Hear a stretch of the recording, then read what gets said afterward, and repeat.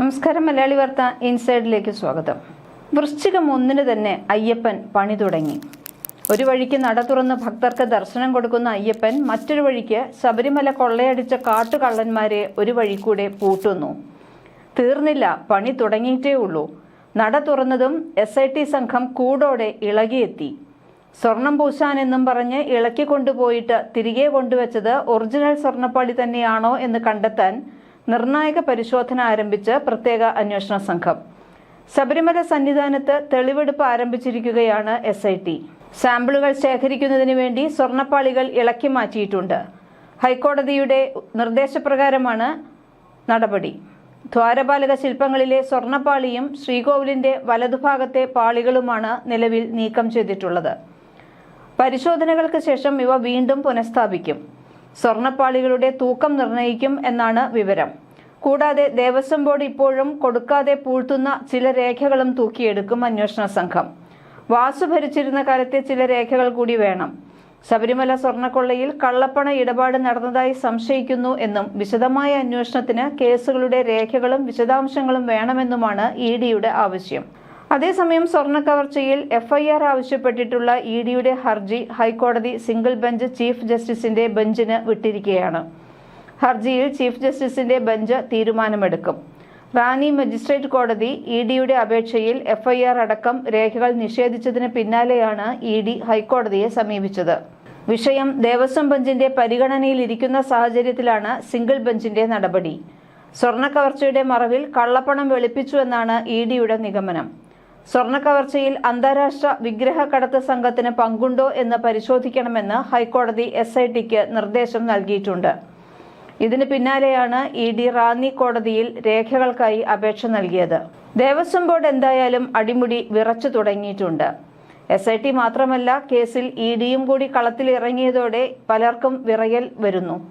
മുഖം നോക്കാതെ നടപടിയുണ്ടാകും, CPMകാരനാണെന്ന തിണ്ണമെടുക്ക് പറഞ്ഞാലും ഒരു ദാക്ഷിണ്യവും കിട്ടാൻ പോകുന്നില്ല എന്ന് വാസുവിന്റെ അറസ്റ്റോടെ കള്ളന്മാർക്കെല്ലാം ബോധ്യപ്പെട്ടു.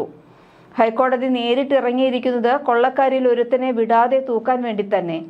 ജയിലിൽ കിടന്ന് കരയുകയാണ് വാസു. രക്ഷിക്കാൻ വരുമെന്ന് കരുതിയ CPMകാരും കാലുവാരി ഓടി. ഈ മണ്ഡലകാലം തുടങ്ങിയിരിക്കുന്നത് ചില ശുദ്ധികലശത്തിനു കൂടിയാണ്. കെട്ടുപോയൊരു കരിന്തിരി സാക്ഷിയായിരുന്നു ശബരിമലയിൽ വാസു അധികാരം ഏറ്റെടുക്കുമ്പോൾ. അത് സൂചന ആയിരുന്നു, അയ്യപ്പൻ ഭക്തർക്ക് കാണിച്ചു കൊടുത്ത സൂചന. ഇന്ന് വൃശ്ചികം 1. നട തുറക്കുമ്പോൾ കള്ളന്മാർ അകത്തുമായി വിശ്വാസികൾ ശരണം വിളിച്ച് 18ാം പടി ചവിട്ടുന്നു. SIT പരിശോധനയ്ക്കും എത്തിയിരിക്കുന്നു. സ്വർണ്ണക്കൊള്ളയിൽ സംസ്ഥാന പോലീസ് രജിസ്റ്റർ ചെയ്ത കേസുകളുടെ രേഖകൾ ആവശ്യപ്പെട്ട് എൻഫോഴ്സ്മെന്റ് ഡയറക്ടറേറ്റ് നൽകിയ ഹർജി ദേവസ്വം ബെഞ്ച് പരിഗണിക്കാൻ നിർദ്ദേശം നൽകി ഹൈക്കോടതി നിർദ്ദേശിച്ചു. ഇക്കാര്യത്തിൽ ചീഫ് ജസ്റ്റിസ് തീരുമാനമെടുക്കണമെന്ന് സിംഗിൾ ബെഞ്ച് വ്യക്തമാക്കിയിട്ടുമുണ്ട്. നിലവിൽ സ്വർണ്ണക്കൊള്ളയുമായി ബന്ധപ്പെട്ട ഹർജികൾ ദേവസ്വം ഡിവിഷൻ ബെഞ്ചാണ് പരിഗണിക്കുന്നത്.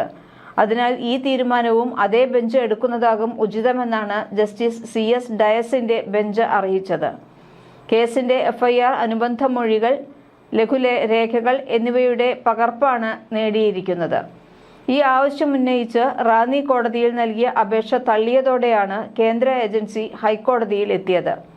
ശബരിമല സ്വർണ്ണക്കൊള്ളയിൽ കള്ളപ്പണ ഇടപാട് നടന്നതായി സംശയിക്കുന്നുവെന്നും വിശദമായ അന്വേഷണത്തിന് കേസുകളുടെ രേഖകളും വിശദാംശങ്ങളും വേണമെന്നുമാണ് ആവശ്യം.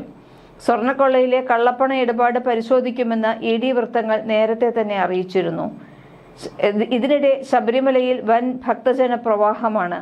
വൃശ്ചിക പുലരിയിൽ സാധാരണ സാക്ഷ്യം വഹിക്കാത്ത അത്ര തിരക്കാണ് സന്നിധാനത്ത് ഇപ്പോൾ ഉള്ളത്. സ്വർണ്ണപ്പാളി വിവാദവും മുൻ ദേവസ്വം പ്രസിഡന്റ് K. വാസു അടക്കമുള്ളവരുടെ അറസ്റ്റുമെല്ലാം വിശ്വാസികളെ ആവേശത്തിലാക്കുന്നുണ്ട്. സ്ത്രീ പ്രവേശന വിവാദ കാലത്തിന് ശേഷം പലരും ശബരിമലയിലേക്ക് പോയിരുന്നില്ല. ഇത്തവണ അവരും സന്നിധാനത്ത് എത്തുന്നുണ്ട്. സ്ത്രീ പ്രവേശനത്തിന് കൂട്ടുനിന്ന അന്ന് ശബരിമലയിലെ പ്രധാന ഉത്തരവാദിത്വത്തിലുണ്ടായിരുന്ന പ്രധാനികൾ എല്ലാം ഇപ്പോൾ അഴിക്കുള്ളിലായിരിക്കുന്നു.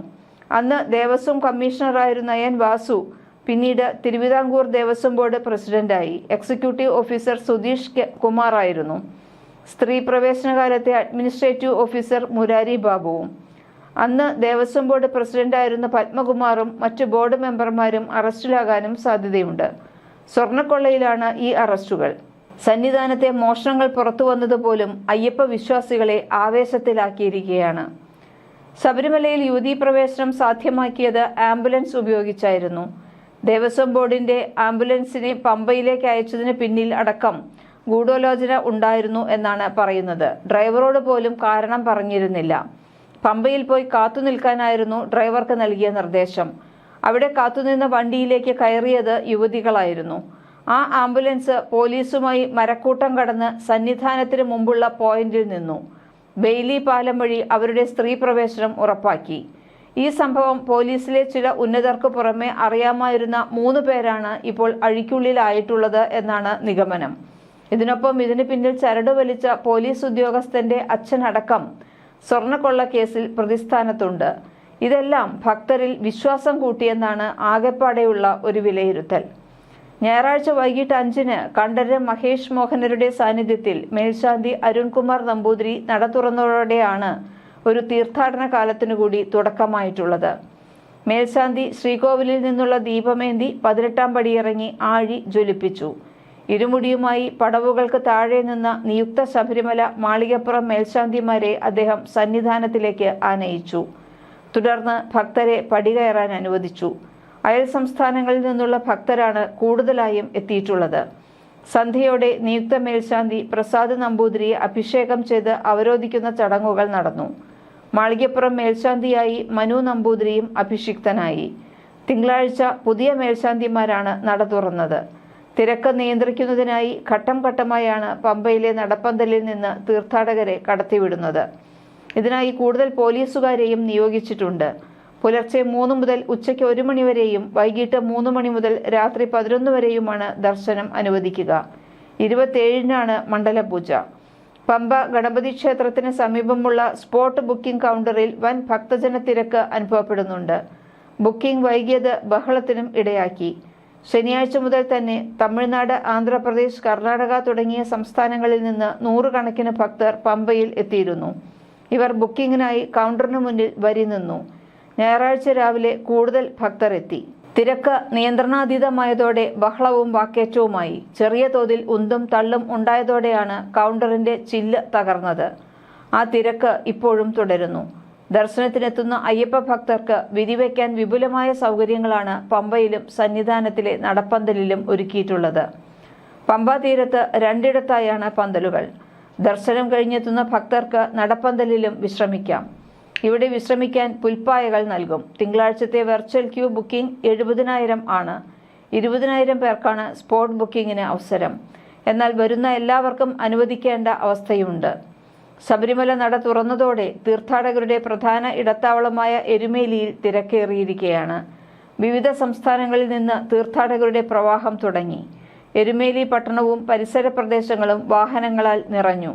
വിവിധ കേന്ദ്രങ്ങളിൽ അന്നദാന ക്യാമ്പുകൾ തുറന്നു. കാനനപാത വഴിയും തീർത്ഥാടകർ എത്തുന്നുണ്ട്. എല്ലായിടവും പോലീസിന്റെ ക്യാമറ നിരീക്ഷണത്തിലാണ്.